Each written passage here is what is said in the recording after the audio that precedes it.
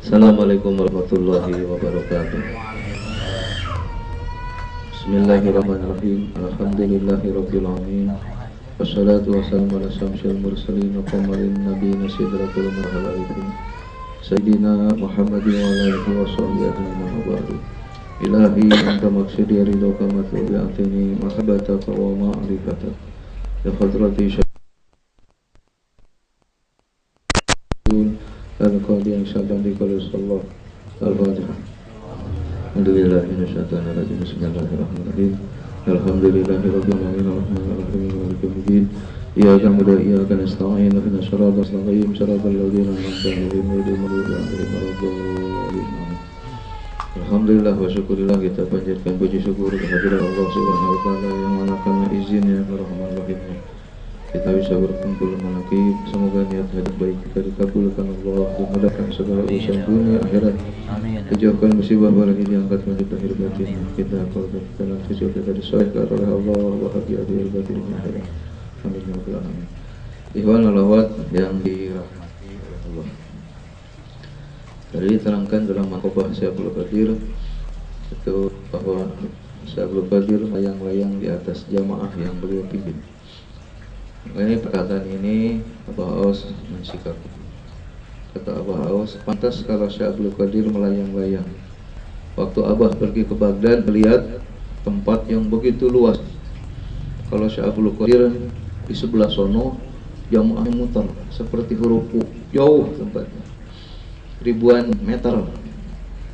Dulu tidak ada speaker, maka Syekh Abdul Qadir mengucapkan satu ucapan kalam Allah melalui lisannya dengan melayang supaya terdengar oleh semua. Itu pemahaman secara majazinya begitu, aslinya begitu. Bahwa Abah percaya Syekh Abdul Qadir melayang. Kalau Abah tidak perlu melayang, cukup dengan speaker di sini, itu suaranya bisa di mana saja. Bisa dikirim 100 meter bisa, asal nyambung kabel. Dulu nggak ada. Abah mengatakan itu terjadi. Abah yakin percaya seperti itu, kata beliau. Tapi kalau mengambil hakikat di Suryalaya, diterangkan, diterjemahkan di zaman orang-orang dulu bahwa Manqobah itu disebutkan layang syekh. Layang itu surat syekh de guru, surat dari guru. Surat dari guru untuk muridnya. Untuk apa?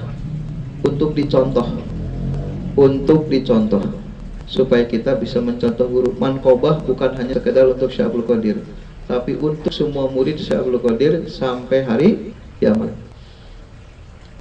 Kalau tidak ditafsirkan secara hakikat, mak bisa dilakukan. Makanya kata Abah Anom, syukur kalau mengerti. Tidak juga, tidak apa-apa. Kalau tidak apa-apa, cukup dibaca, tawakuf, barokah. Tapi kalau mengerti, insya Allah jadi perbuatan dan jadi rasa, karena paham. Kalau kita melayang Syekh Abdul Qadir, nggak bisa. Tidak bisa. Mau puasa berapa tahun pun tidak akan bisa, karena untuk beliau. Tapi kalau diambil hakikatnya, mengatakan bahwa Syekh Abdul Qadir melayang di atas yang pemimpin, bahwa beliau itu diciptakan oleh Allah. Allah tidak akan menciptakan dua yang seperti Syekh Abdul Qadir sampai akhir. Seperti Rasulullah diciptakan jadi nabi akhir zaman dan tidak disamakan dengan nabi yang lain. Nabi paling unggul, walinya juga paling unggul Syekh Abdul Qadir. Melayang Syekh Abdul Qadir. Syekh Abdul Qadir menurut layang Syekh di Cirebon diterangkan, Syekh itu guru, Abdul itu abdinya, Qadir yang dikuasakan. Jadi guru yang abdinya Allah yang dikuasakan oleh gurunya. Kalau kita Abdul Qadir, kakodiran ya, kalau bahasa. Makanya kalau di orang Cirebon, Manakiban nyebutnya kodiran. Jadi, kodiran itu artinya bahwa ini untuk menceritakan tentang ismudat. Jadi Abdul Qadir abdinya yang dikuasakan. Orang yang sudah ditalkin hatinya sehingga hidup mengingat Allah, itu namanya Abdul Qadir. Karena nanti di akhirat surat pemahaman Al-Quran surat Al-Mujammil diterangkan bahwa setiap seseorang dipanggil dengan nama pemimpinnya. Jadi kalau Allah memanggil kepada semua makhluk yang akan sampai kepada Allah dan diterima imannya, maka Allah memanggil tidak senama, tapi cukup dengan nama Muhammad. Jadi begitu Allah manggil Muhammad, Muhammad, Muhammad, Maka orang-orang yang diterima oleh Nabi Muhammad SAW menjadi umatnya dan telah dihidupkan hati dengan kemuhammadan, maka ruh semua menghadap kepada Allah. Jadi tidak dipanggil nama lagi. Ada panggilan A, B, C, tidak ada. Dipanggil dengan nama Muhammad. Dengan siapa kita pergi menghadap kepada Nabi Muhammad? Dengan Syekh Mursyid di waktu kita di dunia. Maka yang memanggil kita, Nabi Muhammad memanggil lagi. Muhammad, Nabi Muhammad menghadap. Nabi Muhammad manggil lagi. Manggil siapa? Abdul Qadir. Manggilnya Abdul Qadir. Tidak Sayyidina Ali, tidak Sayyidina Husain. Panggilnya Abdul Qadir. Maka dari Sayyidina Ali sampai semua silsilah, sampai terakhir, sampai dunia ini kiamat, menghadap kepada Kanjeng Nabi Muhammad SAW. Hati-hati ini. Yang disebutkan umat itu adalah, kata Rasul, Islam akan terpecah 73 golongan. Yahudi akan terpecah 71 golongan. Nasrani akan terpecah 72 golongan. Ada yang abadi di neraka, tidak diangkat lagi selama neraka. Ada yang masuk neraka tapi tidak abadi, ada pengangkatan. Ada yang lama, ada yang sebentar. Ada yang pergi ke akhirat seperkilat lari. Tidak masuk neraka, langsung ke akhirat. Sahabat tanya, siapa dia Rasulullah? Ahli sunnah wal jamaah. Jadi semua kecelakaan. Ahli sunnah wal jamaah yang tidak dihisab langsung masuk surga. Siapa ahli sunnah itu? Ahli itu pewaris sunnah, ucapan dan perbuatan Kanjeng Nabi Muhammad SAW. Siapa dia? Umat. Siapa umat itu? Yang patuh, yang tidak beda dengan Rasulnya, sama. Kita umatnya bukan? Umat bukan? Bukan. Tidak diaku kita umat Muhammad. Mana yang samanya? Tidak. Sholat ngelamun, tidur banyak, makan banyak, sobar nggak bisa, sujud banyak, nggak ada. Umat Nabi Muhammad SAW itu khulafa rasyidin, pemimpin yang diberi petunjuk. Siapa? Abu Bakar, Umar, Utsman, Ali. Diteruskan sampai akhir silsilah, sampai Syekh Muhammad Abdul Ghawth Masud. Itu namanya umat Kanjeng Nabi Muhammad SAW. Makanya kata Abah, al-jannatu tahta akamilul umat. Surga di telapak kaki ibu. Orang Banten protes, kita ijmakan ulama, jangan hanya ibu. Ternyata bapak juga ikut andil menggedekan anak. Jadi ummatu artinya ibu bapak. Tanya lagi, bagaimana kalau bapaknya jablay, ibunya kagak benar? Apakah masih ada surga? Tetap ada surga. Dari mana? Orang anaknya dijual, orang yang lahir gak ada bapaknya, ibunya aja ngebuang anak, apa masih surga? Terdiamlah semua. Maka Abah Aus menjawab di sini, menurut pemahaman Abah Hanom, Abah Sepuh, bukan ummatu, dihilangkan ummatu. Surga ada di telapak kaki, artinya surga ada di perjalanannya umat. Siapa umat itu? Yang persis seperti Kanjeng Nabi Muhammad SAW. Sholatnya sah, hatinya ingat sampai dan diterima oleh Allah. Syariat, tarekat, hakikat, marifat, sudah semuanya. Itu namanya itu pemahaman itu dari Abah. Saya nyeleneh ke Abah. Abah terangin aja Abah ke semuanya biar jelas. Kasihan santri, kata Abah, kasihan santri bertahun mengaji ternyata. Makanya Abah Hanom dengan jelas, orang bicara ilmu tanpa ditalkin dusta. Siapapun orang mencari kebaikan, dusta. Bicara riya, pasti dia riya. Bicara ujub, pasti dia ujub. Bicara dengki, pasti ada dengki. Inilah orang yang hidup hatinya. Saya bicara bisa aja riya dan dengki, bisa saja ujub takabur, tapi begitu saya hidup, hari itu tidak ada penyakit hati, karena kita sudah bersama Allah. Orang yang tidak punya ini selamanya dalam keadaan berpenyakit hatinya. Nah, jangan disebarkan ke orang ini. Kalau Ustadz nanti dakwah jangan diumumin, nanti bahaya. Ini untuk pribadi kita, untuk menguatkan supaya ya. Ini ucapan saya Mursyid. Akal tahu mah banyak hadis Quran yang menyimpang. Makanya banyak orang yang kecewa dengan isi hadis dan isi Quran. Kenapa kecewa? Allah udah berfirman, orang yang benar-benar di jalan Allah akan puas bersama Allah. Dalilnya puas, hadisnya puas. Kenapa puas? Benar. Hebatnya orang Islam aja istri boleh 4. Kecewa nggak ibu-ibu? Kecewa nggak? Orang boleh punya istri 4. Al-Quran yang ngomong. Kecewa. Tapi kalau dijelaskan pakai ilmu hakikat, Aba Anam, Aba Awas tidak menikah. Rasul menikah atas perintah Allah. Aba Sepuh istrinya 2, ada dasarnya, tidak asal nikah. Perintah Allah untuk siapa? Untuk orang yang soleh, duitnya banyak. Mas Setiawan istri 4 jangan. Gak kasih makan yang 3. 1 aja repot. Yang 3 minta rumah, semuanya mau mobil. Mana? Digebukin sama yang 3. Aturannya semua juga. Kalau kita berbicara dengan hati yang bersih, apakah mungkin Al-Quran menyuruh istri kita 4? Apakah mungkin kita suruh menyakitin istri kita? Apakah ada perempuan yang dimadu senang hatinya?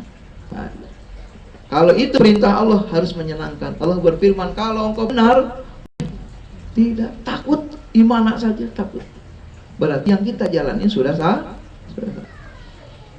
Apakah sahabat Nabi dulu waktu disiksa takut? Tidak. Mereka tidak punya rasa takut. Ala inna auliya Allah la khawfun alaihim wa lahum yahzanun. Kalau jadi sahabat Nabi yang benar-benar diangkat oleh Allah jadi wali, tidak rasa takut, mau terbunuh. Bahkan para sahabat suka bangga. Aku pernah dalam peperangan tersabet pedang. No lihat kuping aku hilang, no lihat hidung aku hilang, no lihat kaki saya hilang, no tebasan pedang. Bangga dia. Besok perang lagi. Selama ada hayat di kandung badan, hidup. Kenapa? Karena dia yakin ini akan jadi saksi nanti di akhirat bahwa saya pernah jihad bersama Rasulullah Sallallahu Alaihi Wasallam. Takut. Kalau kita imannya lemah, lihat pedang gimana? Ngabur. Suruh tahajud kalah sama ngantuk. Suruh puasa takut sama lapar. Suruh perang takut sama mati. Itu. Sudah kita alhamdulillah, kata Rasul, kalau masih mau zikir, alhamdulillah masih ada pertolongan. Makanya zikir jangan ditinggalkan. Jadi umat siapa? Rasul memanggil para syekh umat, kumpul umatnya. Nah umatnya ini mengajukan kepada Rasulullah SAW untuk dimintakan syafaat. Maka Syekh Muhammad Abdul Ghaus memanggil nama kita dengan panggilan yang sama dengan namanya. Jadi begitu Abah Haus berjalan, kita mengikuti karena diajak. Makanya tidak ada yang tertinggal, diajak semua. Ikut kita, tidak ada lagi nama Alpi, ada panggilannya ya menghadap ke Rasulullah, ditanya, kamu siapa? Muhammad Abdul Ghaus, kata kita. Kamu siapa? Hanom. Tidak menyebut nama, semua ya. Maka Allah manggil, maka Nabi Muhammad sudah mengizinkan syafaatnya. Siapa orang yang tidak mendapat syafaat di dunia, di akhirat belum tentu dapat syafaat di situ. Mana syafaat pertama itu? Mau ibadah. Syafaat juga itu kan. Orang mau mengerjakan sholat, syafaat. Cuman kata Rasul, cuman selamat di dunia. Siapa orang yang mengakukan ketaatan kepada Allah belum sampai padanya petunjuk tentang hati, tentang thoriqoh, maka diterimalah oleh Allah ibadahnya dan disempurnakan, diberi syafaat nanti. Tapi bagi orang-orang yang tersampai padanya hidayah tentang hati, tentang khusyuk, kemudian dia menolak, maka Allah tolak ketaatannya. Tolak. Makanya jangan sembarangan ngajak orang. Kata Syekh Abdul Qadir, janganlah kau jadi pembunuh mereka. Menurut Mufassir diartikan pembunuh itu adalah orang yang sudah ibadah, diajak thariqat, menolak. Kita termasuk orang yang menghancurkan ibadah dia. Maka biarkanlah mereka mengikuti kita. Kita dzikir, nurnya keluar, orang ikut sama kita. Wa amasa ila fala tanhar. Apabila dia nanya, wa amma bi ni'mati rabbika, baru sampai enggak nanya, diam saja.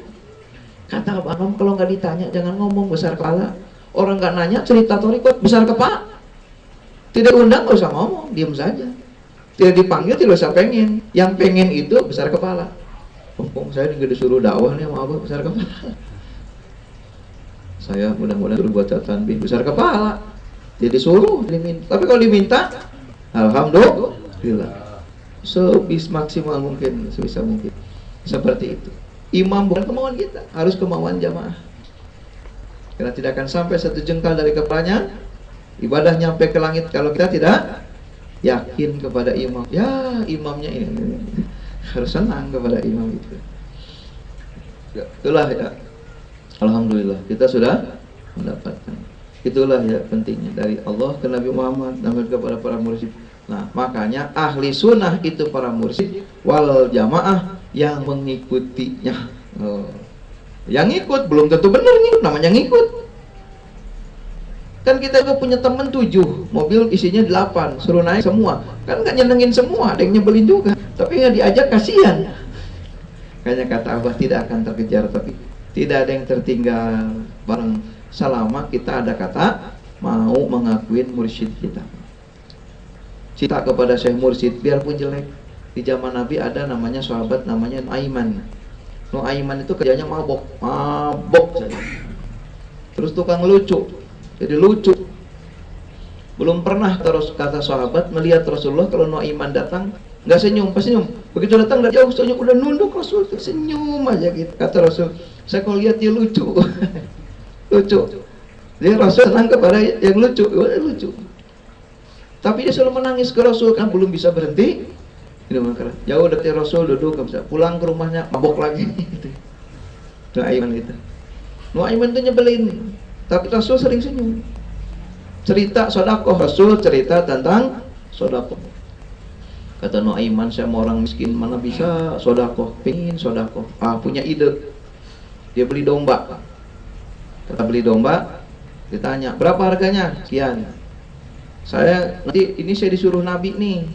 Nanti kalau kamu nagih ini, bilang aja Muhammad yang ambil. Aku kan sahabatnya. Kata tukang domba, iyalah, mana ambil ya. Dipotong sama dia, dombanya disodakohkan sama orang-orang miskin. Ketawa dia. Begitu tukang domba datang ke Rasul, Muhammad, tadi kamu ngambil domba, udah dipotong sama Aiman, sekarang bayar. Kata Rasul, siapa yang ngambil domba? Nuaiman. Saya tidak nyuruh. Dia bilang Rasul harus bayar. Kata Rasul, subhanallah, ini orang ngerjain Nabi. Sudah dibayar sama Nabi. Nuaiman datang nangis ke Rasulullah. Ya Rasul, saya terpaksa seperti ini. Kenapa? Saya ingin sodakoh kayak orang-orang, tapi nggak punya duit. Ya sudahlah, kan Rasul tidak sodakoh, aku yang sodakohnya. Jadi dengan cara seperti ini, Rasul sodakoh melalui aku ke bawah sodakoh. Kata Rasul, benar kamu Nuaiman. Seandainya Rasul tidak diambilkan itu si domba dikasihkan ke orang, Rasul tidak sodakoh. Tapi kan dengan dia, Rasul giling-giling kata dia, aku gak bisa nyalahin, ya benar. Ada lagi bandelnya, ada orang buta. Dibawa, kata orang buta, tempat kencing di mana? Dibawa ke masjid. Kata dia, ini toilet di sini. Orang buta kencing, atau kan digebukin orang buta. Kata dia, kenapa kencing di sini? Gak tahu, ada anak budak suruh kencing di sini. Itu bandel bikin ketawa, nyebelin. Begitu datang perang, jihad, Nuaiman paling depan. Saya taruhkan nyawa saya untukmu ya Rasulullah, saking cintanya. Tidak ada lagi untuk menyelamatkan aku di akhirat kecuali dengan jihad. Saya orang bodoh, saya orang maksiat, tapi cinta kepada Rasulullah luar biasa. Maka kalau perang panas, di perang itu tidak takut mati, tidak takut tersebat. Udah cacat badannya, udah sahabat pedang, tidak pernah mundur, selalu paling depan. Begitu di perang yang berikutnya, beliau mati terbunuh. Sahabat nanya, ya Rasulullah, ini di mana Nuaiman? Mabok doyan. Gitu. Ini perilaku belum benar. Kata Rasul, Nuaiman termasuk orang yang mati syahid. Diterima imannya oleh Allah, diampuni dosanya karena cintanya padaku. Gitu. Siapa itu? Jangan cerita dia, kita. Biarpun nyebelin, minimal bisa senyum Abah senyum kepada kita, lihat lucunya kita. Subuh tahajud bangun, Allahu Akbar, Bismillahirrahmanirrahim. Kata Abah, hebat lagi tahajud, padahal maksain. Mana ada ibadah diterima sama Allah maksain? Ibadah itu ikhlas. Kalau maksain bangun, ikhlas nggak? Lagi ngantuk dipaksain bangun terus sholat, itu bukan ikhlas, latihan ikhlas. Kalau ikhlas mah sudah begitu naik, oh iya jam 2 langsung bangun, langsung mandi, langsung salat. Tidak ada kurang makan. Aing kayak aku Abah. Dikir dikerjain, sudah dikerjain. Tapi dasarnya belum ikhlas. Tapi dengan cinta kepada guru, insya Allah ke bawah guru kita diikhlaskan. Itulah orang yang seperti kita. Makanya wal jamaah, kata Rasul, tidak apa-apa kamu nggak benar. Tapi yang penting kamu sudah mau ikut orang benar. Ikut Allah kita nggak punya nominasi, makanya Allah tidak mau manggil kita. Yang dipanggil Allah cuma satu makhluk, Muhammad. Seluruh para nabi, para rasul dipanggil Muhammad, ikut kepada Nabi Muhammad. Tidak ada Nabi Musa datang, tidak ada. Belum terjawab oleh Ki Rusdi waktu itu, kenapa Nabi Musa waktu menghadap kepada Allah sudah ngebuka sendal, tapi Rasulullah mah masuknya pakai sendal. Ustaz, kira-kira apa jawabannya itu? Dan mursyid kira-kira apa? Kan sudah mursyid, pasti udah bekas apa? Mursyid untuk istrinya kan ya. Mursyid untuk petugas itu, petugas kelurahan. Boleh, kalau di Abaos boleh. Belum ada jawaban? Kata Ki Rusdi, apa ya? Tidak tahu, saya juga tahu. Saya orang bodoh, masa tahu? Gitu. Tapi pulang ke rumah jadi penasaran, ngelamun aja. Benar juga ya. Biasanya orang syariat kalau kata sendal, apa artinya? Tuh di bar tuh sendal. Ada. Kira-kira kalau Pak Rosa, saya kan gurunya Pak Rosa, kesini pakai sendal boleh nggak? Sendal boleh? Hah? Oh boleh juga sambil, saya aja muridnya yang nggak tahu pakai sendal, masa salah pakai sendal atau di mobil aja sendal harus dibuka, masa di sejadah pakai sendal itu biasa. Pemahaman sendal bukan sendal itu, bukan sendal itu, alat perjalanan menuju kepada Allah. Kaki ini untuk berjalan, di mana ada kaki berarti thoriqah, berarti amaliyah. Di mana ada kata kaki namanya amaliyah, di mana tangan artinya perbuatan. Sedekah berbaik. Kalau ini thoriqahnya. Jadi kalau kaki dilambangkan dengan thoriqah, perjalanan ruh menuju kepada Allah, dan perjalanan ibadah baik dohir maupun batin. Sendal itu alat. Mana hikmahnya? Atau punya sedikit berbagi sama guru. Kita orang miskin, guru orang kaya. Sodakoh kepada guru, kata Rasul, bukan sodakoh, tapi mengambil keutamaan yang terlimpah kepada diri kita. Begitu. Ingin terlimpah murah rezeki dari Abaos, kasih dunia, limpah murahnya. Begitu. Kita bantu dengan tenaga, jadi sehat. Kita bantu dengan pikiran, jadi pinter. Dengan apa saja yang terlimpah, sesuai kita membelinya kepada beliau dengan apa. Kira-kira kalau kita ibadah kepada Allah, lemparin duit ke langit, nyampe nggak? Tidak ada ibadah kita yang sampai kepada Allah karena kita tidak ikhlas. Tapi ada ibadah yang tidak pakai ikhlas bisa sampai ke Allah. Apa? Membantu perjuangan syukur. Begitu kita bantu perjuangan, Abah senang. Alhamdulillah, hatur nuhun. Bukan buat Abah, buat muridnya Abah. Tapi Abah dengan kata senang menyatu senangnya dohirnya Abah dengan senang batinnya. Maka senangnya batinnya itulah menjadi senangnya Allah Subhanahu wa ta'ala. Itulah turun ampunan. Turunnya ampunan tidak akan bisa diampuni dosa kecuali diampunkan oleh orang yang sudah diampuni dosanya oleh siapa? Syekh Mursyid. Kalau kita ingin turun ampunannya Syekh Mursyid kepada kita, dengan apa? Dengan senangnya beliau. Tidak akan senang Allah kepada kita kalau nabimu bermuram durja melihat wajahmu. Nabi sebel lihat Allah, sholawat males, maneh tahlil dilarang, Nabi belok mukanya, maka Allah pun tidak menyukainya. Siapa orang yang menghabiskan waktunya untuk ibadah tapi dia mentang dan menghina waliku, maka dia menjadi musuhku, kata Allah. Itu ahli ibadah, getal ibadah, menghina waliku. Tapi orang yang tadi iman tadi bandel dia, tapi cinta kepada Rasulullah, terbawa syafaat. Alhamdulillah, itulah kemurahan Allah yang Allah katakan dengan turunnya para nabi. Kamu dengan berperang, aku sempurnakan imanmu. Perang itu menyempurnakan iman. Kalau tidak ada perang, sekarang kita dikir, apa pikir kita diterima Allah? Tidak. Salat? Tidak. Tanya aja diri kita sendiri, apa sudah benar? Belum. Tapi dengan ibadah ini kita syukur kepada guru kita mengajukan kepada Allah, sampailah ibadah yang tidak baik menjadi sempurna. Itu pentingnya guru. Makanya saya hanya sama Abah, saya ada orang getol ibadah, tapi sama Abah tidak robitoh, tidak cinta. Ada orang yang biasa aja, tapi sama Abah ngederma. Saya mau nanya bagusan mana? Apa kata beliau? Orang yang berkhidmat kepada mursyid lebih baik daripada ahli ibadah. Makanya kata Ki Rusdi kemarin, orang yang bawa sendalnya guru lebih hebat daripada orang sholat sunnah. Sholat sunnah belum tentu sampai, tapi menyiapkan sendal guru sehingga guru tidak repot mencari sendalnya di mana yang sudah tercecer, disiapkan depannya. Guru senang sudah sampai ke senangnya Allah. Tapi kita sholat sunat menelantarkan guru kita tengok-tengok nyari sendal. Sunnah kita tidak mengenakan guru kita, Allah pun tidak biar. Tadi Ustaz Al-Mujamil diterangkan, dipanggil dengan nama uminya. Allah memanggil Nabi Muhammad, Nabi Muhammad memanggil Mursyid, Mursyid manggil kita. Kalau kita dipanggil oleh Syekh Mursyid menjadi apa? Tidak akan jadi wali Allah kalau tidak jadi walinya mursyid. Tidak akan menjadi pengikut jalan Allah kalau tidak diakui murid-murid semursyid. Ahli sunnah itu apa? Kita wal jamaah, yang mengikuti, yang mengikuti. Paham ya? Jadi kalau tidak ikut mursyid, biarpun katolik nggak bisa. Aturannya ngikut. Ya. Mana ikut itu? Ikut itu bukan bacaannya harus sama. Itu juga sama ikut. Tapi yang paling utama kata Abah Aus, yang namanya ikut Syekh Mursyid itu adalah berakhlak mulia seperti Syekh Mursyid. Apa kata Abah hakikat keikhwanan? Yang tidak ada gil dalam hatinya, unek-unek. Mas Mursyid getol dikir, Mas Peris getol dikir. Tapi di antara ikhwan yang getol dikir, Mas Alfi ada unek-unek. Dendam ke Mas Samsul teh, sebel Mas Peris nggak begitu getol, tapi sudah bebas, tidak ada pemikiran. Mana yang ikhwan sejati? Yang tidak ada gil. Makanya orang lomba-lomba, udang-udang samain, jubah disamain sama.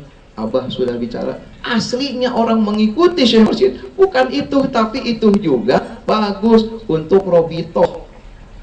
Pakai udang-udang kayak Abah, jubahnya kayak Abah, gagah gitu. Ada cewek lewat, kira-kira nengok nggak? Malu sama jubah. Makanya guru suka ngasih kenang-kenangan itu supaya ingat. Oh iya, ingat. Cindera mata dari guru itu hirkoh untuk supaya ingat. Kalau nggak bikin ingat, kasih cincin sama Abah, pengikat hati dengan beliau. Begitu ada mau lirik, jangan Abah malu. Hanya untuk, kalau tidak berfungsi tidak ada manfaatnya. Harus paham. Ini, kalau saya buka, jadi seperti nyalahin orang, bukan nyalahin orang. Silahkan mencontoh Syekh Mursyid semuanya. Tapi yang paling utama yang disebut ikut mursyid adalah akhlak. Coba buka Al-Quran, Pak Ustaz Mansur paham Al-Quran. Rasul diturunkan untuk apa? Penyempurnaan. Kenapa ada ibadah? Ibadah itu menguatkan hati supaya bisa melawan hawa nafsu, supaya akhlaknya mulia. Ibadah itu harus ada bekasnya. Kata Abah Anom, apa bekas ibadah? Akhlak. Di mana orang ahli ibadah belum jadi akhlak, belum ibadah. Ya Rasul, aku mempunyai tetangga, sholatnya rajin, tahajudnya tidak putus, Qurannya hafal, puasa sunatnya tidak putus, semua ibadah rajin. Tapi kalau ngomong nyakitin orang, apa kata Rasul? Berarti dia belum sempurna imannya ya sahabatku. Tapi ada orang ibadahnya sedikit, tapi dia bisa menjaga lisannya, tidak menyakiti tetangganya dan saudaranya, maka telah benarlah dia di hadapan Allah. Jadi ibadah itu untuk mujahadah, nguatin hati, supaya jangan ngomong yang sembarangan. Maksudnya ke sana. Ya kalau kita getol ibadah diomong-omong, tahajud sampai dekok ininya, dalilnya pinter, sekolah S3 pinter, tapi ngomong nyinggung orang, belum. Makanya liatin Abah Aus, hati-hati ngomong. Gak pernah nyinggung orang, nyenengin saja. Abah Anom nyenengin aja ke orang. Abah Anom marah itu sama murid yang paling dekat. Kenapa? Saking akrabnya. Itu. Kalau kau yang nggak pernah, harus paham. Orang-orang ikut nyontoh. Hasbunallah wa ni'mal wakil. Sampai itu surah itu lagam sinarasa itu. Hasbunallah wa ni'mal wakil. Sampai mirip. Tidak perlu. Tapi itu perlu karena dicontohkan oleh Syekh Mursyid. Tapi yang paling utama dari seluruh amaran yang kita amalkan bukan itunya, itu juga penting, tapi yang paling utama bukan itu. Mencontoh mursyid, ikut kepada mursyid dalam mencontoh. Abah, lihat Rasulullah. Contohlah aku dalam peribadatan semampumu, sekuatmu, tidak dipaksa ibadah itu. Tapi kamu harus bisa meninggalkan perbuatan buruk.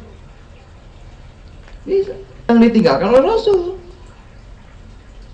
Contoh seperti itu. Abah tidak rokok. Karena itu jelek kata Abah. Kita harus mati-matian berhenti merokok. Tapi kalau sholat tahajud, mau kuat atau tidak perlu. Kuat, syukur, tidak kuat, tidak apa-apa. Ini bukan melemahkan. Tapi orang berlomba nyontoh Abah mati-matian. Tapi hal yang buruk yang tinggalkan Abah, tidak tinggalkan. Kata Abah, mah enak tidak ngerokok dari kecil. Abah mau pernah enak rokok, tinggalin berat. Ya Abah, tuhun. Sesuai dengan sabda Nabi, orang yang dilahirkan kedua dengan akhlak mulia, dia sudah selangkah lebih jauh sampai kepada Allah daripada ahli ibadah yang belum terlahir dengan baik. Orang terlahir gede ambek, gede adat, ibadah siang malam lama sampainya. Tapi orang yang terlahir dengan sifat santun, dengan sifat yang baik, ucapan yang mulia, maka ibadah sedikit aja sudah sampai kepada Allah perjalanannya. Hadis qudsi itu Allah yang ngomong itu. Jangan dikira orang terlahir kan kayak orang keraton, santun, baik, sedekahnya rajin, talqin ceklek les langsung. Orang gede adat berawak bawak, dikir 5.000 belum tentu. Maka yang kita perjuangkan adalah akhlak. Karena akhlak sudah diraih, maka ibadah jadi wajib untuk menyempurnakan akhlak. Dulu waktu Rasul pertama menyebarkan agama Islam, ada nggak perintah tahajud, perintah dzikir yang banyak, khotaman, ada? Tidak ada, cukup tauhid saja, akhlak. Baru setelah di Madinah Rasul mengajarkan tentang peribadatan. Gitu. Jadi yang paling utama apa? Allah berfirman, yang paling utama adalah yakin kepada aku. Yakin itu adalah akhlakul adim, akhlak yang agung dalam hati. Kemudian disempurnakan dengan akhlakul karimah, akhlak yang mulia sesama makhluk. Itu perintah Allah. Karena yakin itu berat, maka manusia harus bisa menundukkan hawa nafsunya. Alat menundukkan nafsu ibadah. Jadi ibadah sudah tidak wajib. Yang wajib yakinnya. Abudni hatta yatikal, ibadah sampai yakin. Kalau orang sudah yakin, sudah. Makanya orang yang duluan yakin, duluan sampai. Abah awas penerus, Abah anom, yakin saja, sudah nyampe. Entar dulu nih, waktu masih lama. Ntar saya menelaah dulu. Kehabisan waktu, lupa ya. Apalagi ntar dulu sampai kapan? Gitu. Makanya begitu Muhammad ngomong, kata Abu Bakar, aku beriman. Sayyidina Ali, saya mau pulang dulu, besok masuk Islam. Beda jenjangnya. Makanya Sayyidina Ali di bawah Sayyidina Abu Bakar. Kenapa? Karena keyakinannya, bukan ibadahnya, keyakinan. Makanya jalisu ahlul, ya, duduk bersama ahlul, ya. Itu makanya dipermasalahkan ahlul yakin itu. Bagaimana khidmat kepada guru, nomor 1 itu. Dari khidmat itulah kita akan mendapatkan limpahan karomah. Siapa orang yang benar khidmatnya, maka wajib baginya dapat karomah. Jadi kita nggak usah repot-repot ngurusin begini, getol tahajud gimana caranya, bikin dikirnya banyak, nikmat gimana caranya, nggak usah dipikirin. Bagaimana khidmat kepada Syekh Mursyid, cinta kepada Syekh Mursyid, senang kepada Syekh Mursyid, akan dengan sendirinya dikir jadi nikmat, jadi senang. Bukan berarti tidak belajar juga perlu. Coba aja orang yang cinta kepada Syekh Mursyid, manakibannya juga rajin. Beda. Lalu kita kata Mas Alfi, gimana biar rajin istiqomah ibadah? Gak bakal ketemu, ke guru saja ketemu. Itu ya, pahamlah ya. Saya ke Abah Aus susah, tapi ke Wakil Talqin bisa. Nggak apa-apa, nyambung dulu berarti berwasilah dulu. Kan tidak kenal dengan Abah Aus, sudah jauh, jarang ketemu, atau sama wakilnya lu sering ketemu, tidak apa-apa. Allah berfirman, agungkan aku Tuhanmu, Allah Subhanahu wa ta'ala. Kalau tidak mampu, kan aku tidak kelihatan, aku akan turunkan manusia sempurna yang tidak pernah menyakitin dan ucapannya sempurna. Siapa? Nabi Muhammad SAW. Agungkan Muhammad. Tapi ada orang yang tidak tahu Muhammad dan tidak sejaman, maka agungkan sahabat-sahabatnya yang mengagungkan kanjeng Nabi Muhammad SAW. Ternyata dengan sahabat juga tidak sejaman, dia tahu, gabungkan dengan tabi'in. Ya, ketemu dong dengan tabi'in. Agungkan guru-guru kamu yang mengajarkan kamu tentang kebaikan. Saya nggak punya guru, gurunya juga jauh. Maka agungkanlah temanmu yang kau anggap lebih baik daripada kamu, tempat teman bergaulmu. Maka samalah engkau mengagungkan Allah dan Rasulnya. Sama. Ke Abah nggak nyampe, ke Wakil Talqin tidak kenal, tapi dipikir-pikir, ini kayaknya lebih pinter nih ilmunya nih, ibadahnya lebih rajin nih. Gue senengin aja, makan gue traktir, makan traktir, punya duit gue kasih, ada baju gue beliin. Itu pun sama dengan untuk kelas yang belum paham, bisa dipaksakan. Tidak bisa dipaksakan, tidak bisa. Orang harus yakin. Pokoknya kalau nggak ke Aus, musyrik. Kalau bitoh ke Wakil Talqin, murtad. Kata siapa? Yang ngomong siapa? Abah untuk pribadi. boleh Robito ke AA karena AA dekat sama Abah. Kalau AA bukan ikhwan Abah, tidak boleh karena AA dekat dengan Abah. Boleh Robito ke AA. Yang belum sampai ke Abah Aos, boleh. On Bekasi belum ke Sinaras, ditalkin oleh saya. Kita bukan alkin, mewakili Abah mentalkin dia. Taunya saya, senangnya ke saya. Belum sempat ke Sinaras dan belum ngelihat keagungan Abah Aos. Apa salah dia yakin ke saya? Ke saya sampaikan ke Abah, boleh. Cuman karena forum ini dipahami oleh orang STID dan jangan menjadi salah, maka Abah mencabut ucapan ini untuk menyelamatkan ikhwan yang rewel, yang banyak nanya. Udah gitu aja. Tidak minjem kuping, Abah yang nyuruh. Boleh, hadisnya boleh, jelas. Hadis. Ya. Kalau kita disuruh Robitoh yang paling hebat, Robitoh ke siapa? Kalau Robitoh ke wakil talkin dilarang, Robitoh yang paling hebat ke siapa? Ke Allah. Ke Allah nggak bisa, ke Nabi Muhammad. Maka Hasan Al-Bisri tidak akan sampai wusul ilallah sebelum dia ketemu dengan Rasulullah SAW dan ditalkinkan hatinya, kata Hasan Al-Bisri. Siapa yang hidup zaman mursyid pada zamannya, tapi dia tidak bertemu dengan Rasulullah secara rohani, maka dia belum sampai kata Hasan Al-Bisri. Kalau pakai dalil ini gimana kita bisa berantakan, repot di sini rasa. Oh, itu ada kitabnya kok, dan karangan saya. Berarti Robitoh itu ke Allah, karena nggak bisa ke Nabi Muhammad, nggak bisa ke Nabi Muhammad, ke Syekh Muhammad Abdullah Syaiful Maslul. Yang belum bisa boleh ke siapa saja yang bikin ingat ke Abah Aos, gitu aja. Saya nggak ingat apa-apa, lagi maksiat aja ngomongin orang. Datang Mas Alfi lewat, jadi ingat Abah Aos. Ya nggak apa-apa. Kenapa dilarang? Kalau ingin Robitoh ke Allah, Robitoh kepada Syekh Mursyid. Kalau ingin Robitoh ke Allah, Robitoh kepada Syekh Mursyid. Kalau nggak nyampe ke Mursyid, nggak apal, kemana? Kemana saja yang bikin ingat kepada Allah dan Rasulnya, tidak salah. Kenapa saya jadi unyeng-unyeng disebut musyrik, disebut bid'ah?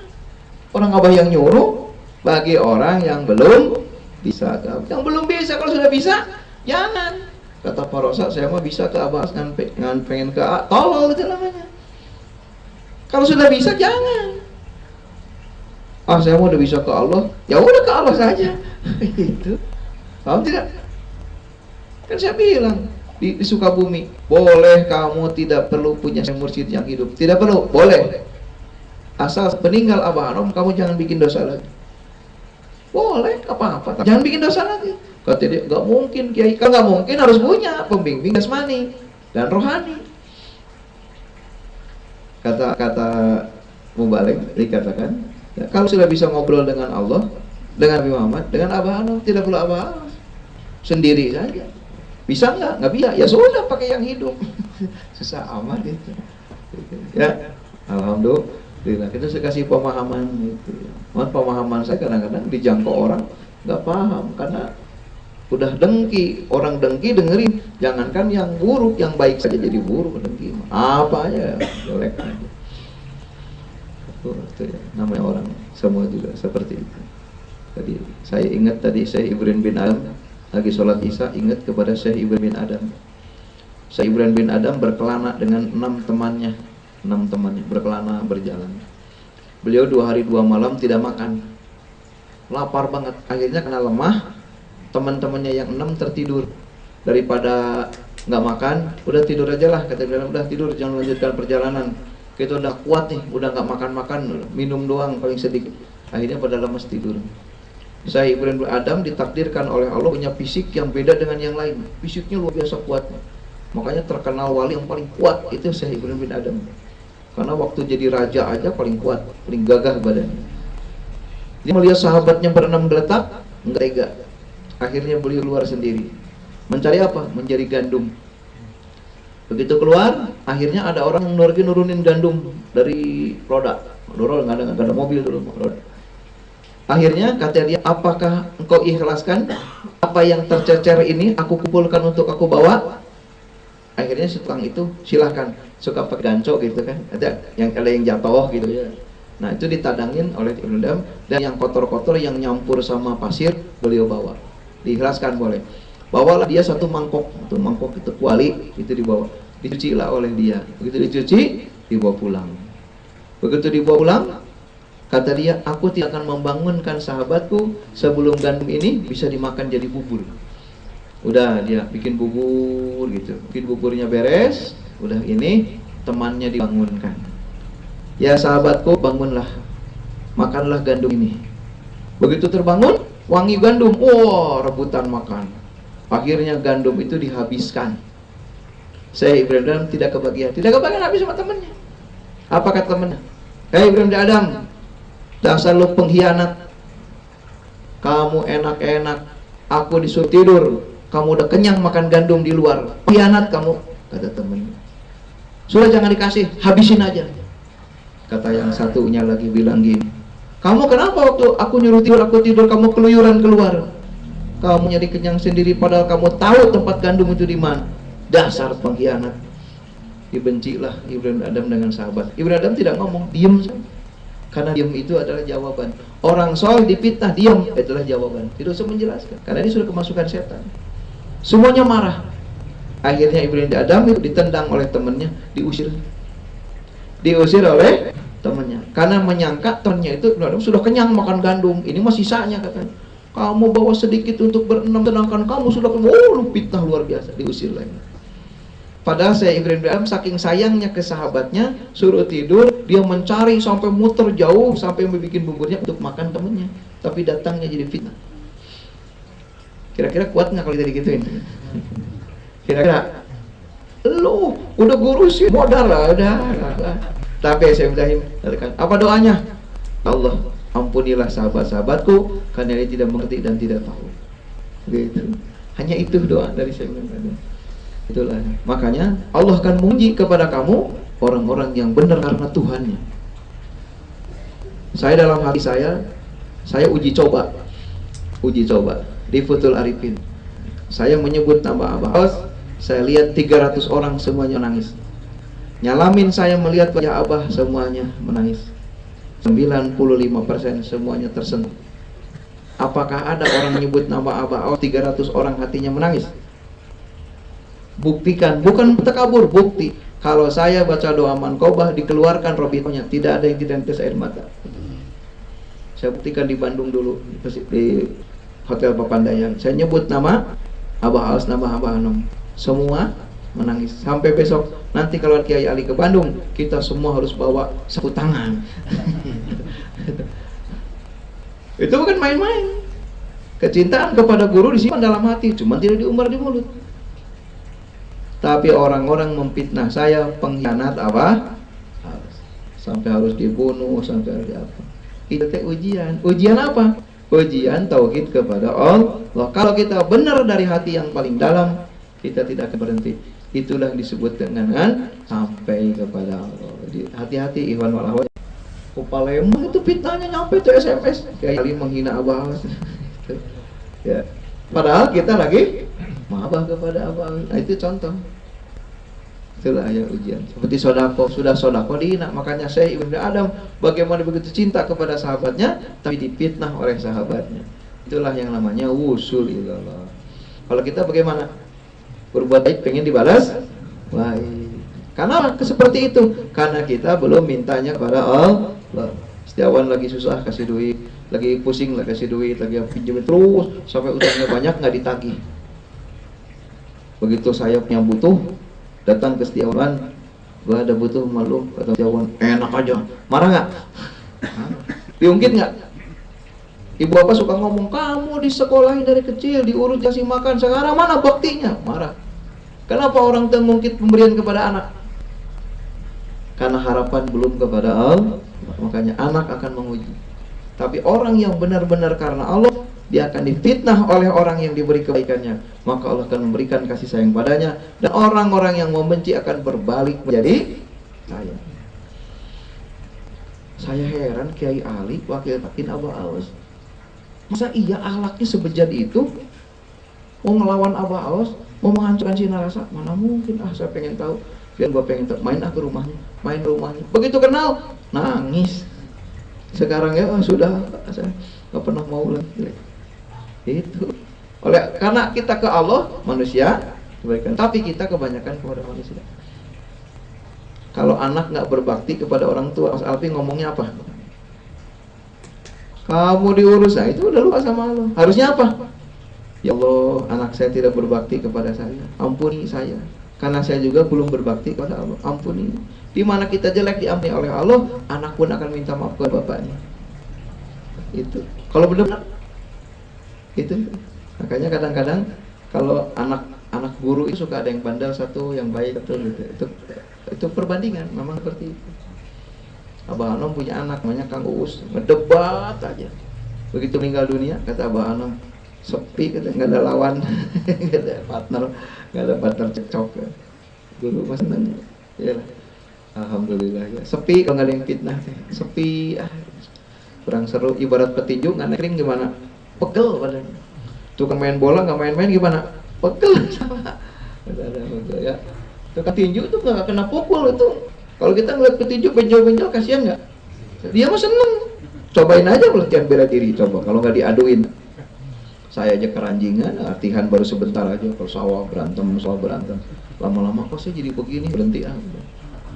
Berhenti. Karena puncaknya bela diri itu, kalau sudah tidak takut dipukul. Kalau orang berantem, kita kan masih takut dipukul gini-gini. Itu masih ada iman. Tapi kalau sudah nyeruntul aja nggak tahu dipukul, benjol berdiri lagi, itu udah ganas. Itu kata guru saya, imannya udah lepas. Kalau orang punya ilmu kebal, masih berpikir, Allah nolong saya apa enggak ya? Aduh gimana? Itu masih ada iman. Tapi kalau sudah mantep, wah gua udah gini aja, itu bahaya. Karena kesombongan akan melebihi akhlak. Makanya guru saya mengajarkan, kalau kau belajar kebal jangan pernah dicoba. Cukup yakin aja kalau ada masalah. Tidak masalah, nggak bisa. Makanya dicoba nggak bisa. Dari dulu belajar ilmu kebal nggak pernah bisa dicoba. Pakai silet yang berdarah, pakai paku ya luka, pakai jarum ya luka. Nih datang ke guru saya kebalnya di mana? Nanti kalau ada masalah, bener begitu kejepit mesin, nggak apa-apa. Ukuran orang patah, saya nggak apa-apa. Oh itu manfaat.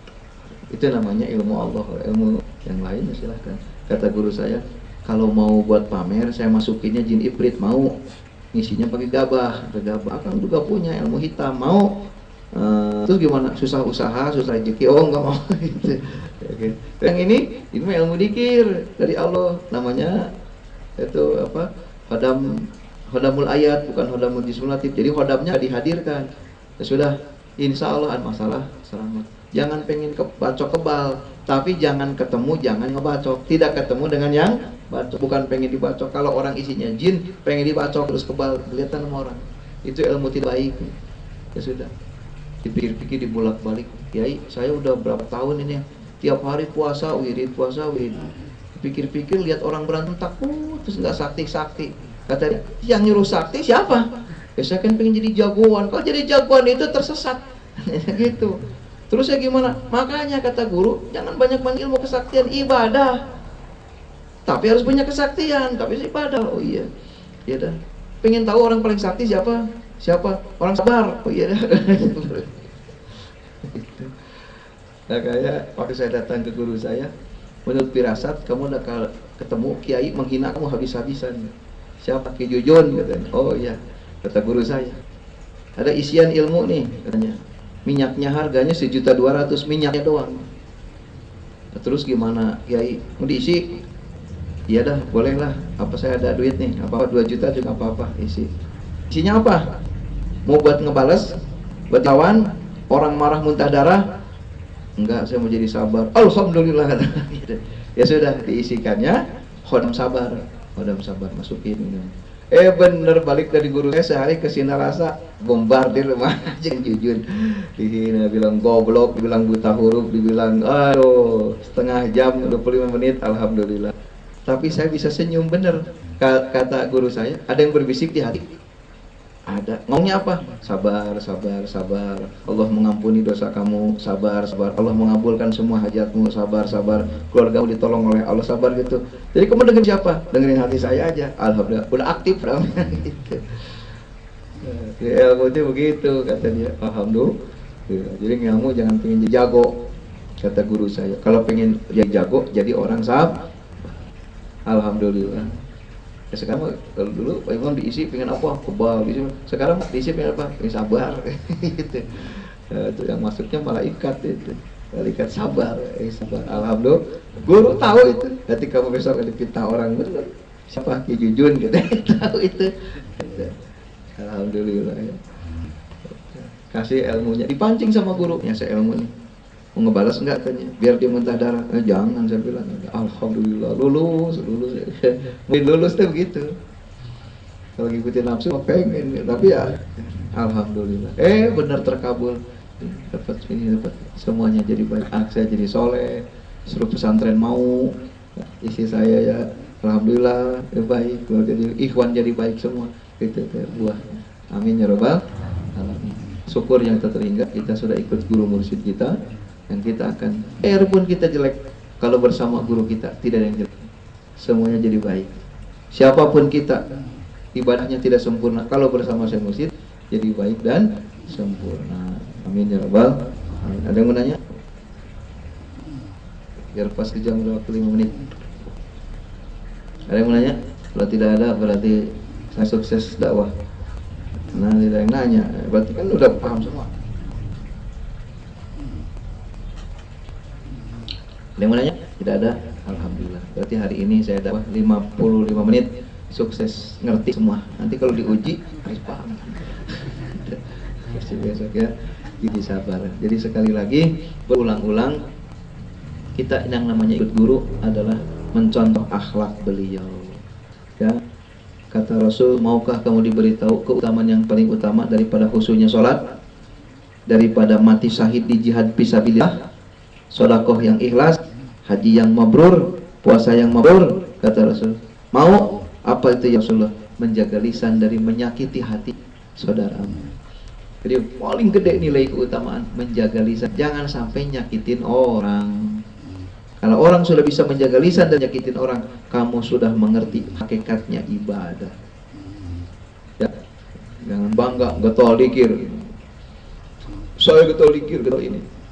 Tapi kita harus bangga, kita sudah bisa berbuat baik kepada orang lain. Kata Abah Aos, senangkan orang lain. Kalau tidak bisa menyenangkan, minimal tidak menyakiti orang lain. Itu belajar menyenangkan orang, belajar. Punya duit ya, orang yang senang duit kasih duit aja. Yang senang makan, ajak makan. Yang senang ngobrol, dengerin. Kata istri saya, Pak, ada tamu, iya. Ngobrol sama Bapak 2 jam. Kok Bapak nggak ngobrol-ngobrol? Harusnya kan orang tamu Bapaknya cerita, dia dengerin. Kok dia terus, ada tamu yang harus kita menyenangkan orang, jadi ibadah. Jadi dia ceramah aja dari awal sampai akhir, dengerin aja. Ngapain datang dari jauh ke rumah saya? Sudah diam aja. Kenapa Bapak nggak tegur? Menyenangkan orang lain. Orang itu senangnya ngobrol didengarkan. Ya dengarkan saja. Senangnya begitu. Ada orang senang dia sehatin, ya sudah kita nasihatin. Mana saja suka. Yang dari kita. Ya, begitu. Alhamdulillah. Ada orang senang dikasih, kita yang ngasih. Ada orang yang senang ngasih, kita yang dikasihnya terima. Ada orang kalau jajan pengennya jajanin, kalau orang pengennya ngasih, biarin saja dia ngasih. Begitu. Perjalanan Pak Haji Maliki, kalau ada orang luar duit ngambek dia, melotot matanya. Jangan, senangnya lagi, biarin aja, habisin aja duitnya terus. Pak Haji, kajiannya siap, aduh, ambil duit ke Pak Haji, kayaknya restoran itu enak banget ya, ayo jalan. Udah maunya gitu, tahu dong, senang. Kenyang nggak? Kenyang, alhamdulillah. Maunya begitu, jangan dibantah. Kita mau sedekah, tahan dulu. Sedekah sampai mau. Ada Mas Alfi saja. Selesai, nggak usah repot. Ya, kita mau kadang-kadang suka pemikirannya pendek, pendek. Udah biarin aja. Maunya gimana? Ikutin saja. Yang penting orang senang. Mau nggak jadi sahabat yang paling baik di antara para sahabat? Jadilah pendengar yang baik. Orang senang main bola, kita senang kasih wejangan, saya begitu. Kemana saja? Jangan kita, jangan dia dulu biar. Kita sudah dia senang sama kita, baru kita bicara. Jangan bicara kepada orang lain yang belum senang sama kita. Tidak akan ada hasilnya. Itu ilmu dakwah. Makanya awalilah apabila ketemu orang miskin dengan kasih sayang, dengan ilmu. Artinya apa? Miskin itu bukan miskin harta saja, miskin ilmu, miskin pendidikan, miskin wawasan, soalnya. Biarkan saja. Orang kaya bicara harta, dengerin saja. Hebat ya. Alhamdulillah. Ujungnya ngasih duit. Lama-lama senang sama kita, ajak dikit. Gitu. Orang yang suka ngagul, ngagul, oh ngagul, dengerin aja. Tapi jangan benci kita, jangan nggak ikhlas, dengerin saja. Oh ya, matur nuhun dapat ilmu. Ada orang senang melacur, cerita perempuan. Ustadz kan senang juga ya katanya perempuan. Ya senang lah, cuman malu aja. Ada ikhwan nggak ya? Nggak ada. Ada gambar porno. Ustadz mau. Nih bawa, alhamdulillah. Nanti di rumah buat menghayal. Alhamdulillah. Begitu bilang, Ustadz nerima gambar ini? Ya nerima lah, saya laki-laki, tapi jangan banyak omong. Saya itu tidak mau lihat gambar ini karena malu sama ikhwan. Tuh ikhwan saya di Bristol kan banyak. Jangan dibilang-bilang ya. Buat di rumah. Oh, seneng gak sih nggak? Seneng. Besoknya datang, kata dia, Ustadz kok nggak so alim gambar gini? Enggak, saya nggak apa-apa. Boleh saya ikut ke majelisnya? Boleh. Begitu datang ke Bukit Arifin, ikhwannya banyak. Saya dihormatin orang biasa. Ustadz bukan Ustadz bener. Ya bener ya banyak. Jangan-jangan Ustadz sebenarnya buat ngormatin saya doang yang gambar porno. Enggak, orang senang. Awas kalau dibilang-bilang. Begitu tahu, abis talkin, abis ikat dia, kalau ketemu katanya, sampai sekarang malu lagi katanya. Ngasih hadiah sama gurunya, itu gambar porno. Jadi ditolak. Kayaknya Ustadz itu tuh orang teh nguji. Jadi kalau lak teh, alah Ustadz sok alim, sok pinter gini ya, bohong, lakmanya laki-laki mau gitu. Jadi begitu kita ikutin dia, begitu saya tahu malu dia merengket. Kira katanya Ustadz biasa, Ustadz banyak ikhwannya katanya, takut sendiri. Alhamdulillah.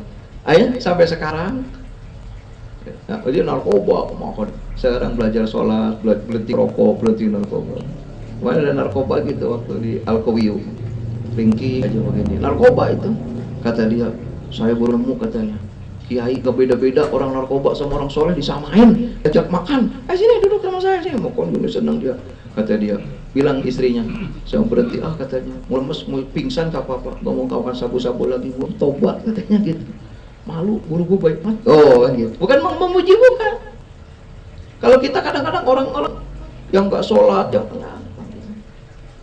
ada yang HIV, Kiai saya udah kena aid, boleh ngikut dikir di belakang? Boleh, sini apa-apa, dikir yang banyak, mudah-mudahan Allah sembuhkan. Jadi saya masih diampuni. Jangan, tidak ada orang yang bunuh 100 manusia aja masih diampuni. Sini. Terus saya kalau mati sudah ditalkin. Ya sudah, alhamdulillah. Aduh, senang aja, nggak pernah merungkut lagi. Sekarang dikir yang depan duduk. Jangan sebutin, pengen tahu namanya. Gitu. Aid itu, subhanallah. Gitu. Kata dia, saya kirain mau dikecil. Enggak. Mana aja sih? Dikir yang banyak. Siap ya. Dikir yang banyak. Kali berapa bulan lagi waktunya. Alhamdulillah ya, itu belajar. Saya bukan mengajarin, tapi saya merasakan gitu ke orang itu. Jadi awali orang itu yang susah dengan memberi pertolongan. Kalau tidak bisa, dan minimal dengan menyenangkan hatinya. Bicara thariqat nanti, di mana orang sudah suka sama kita. Kakak saya itu diajak zikir susah, diajak ini susah, diajak ngaji susah. Kasih duitnya tiap hari.